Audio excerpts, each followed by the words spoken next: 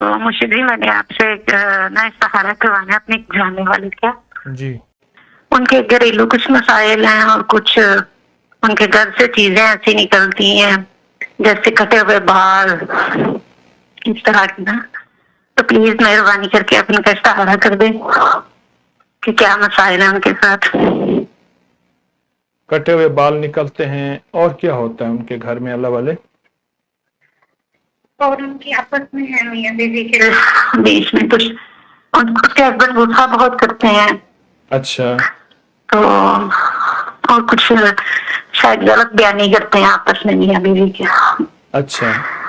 جی اس طرح کا آپس میں ان کو اتنا مطلب جیسے پیار محبت ہونا چاہیے اس طرح نہیں.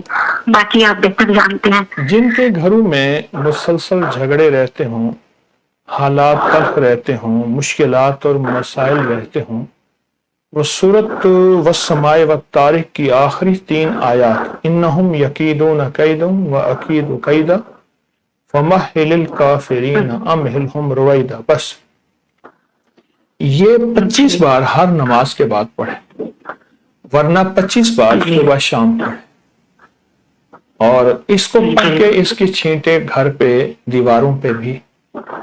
یہ طاقتور آیت ہے جہاں ناچاکی ہو، آپس میں محبت کی کمی ہو اور آپس میں کچھ سختی تلخی ہو، اس کے لیے بہت کمال چیز ہے، بہت زبردست چیز ہے یہ چیز.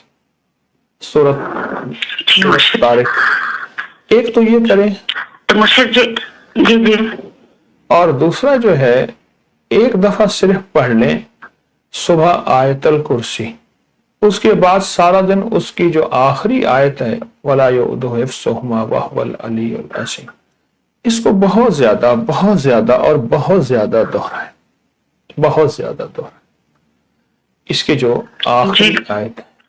باقی ابکری کے جو وظائف کر رہے ہیں ان کی بھی اجازت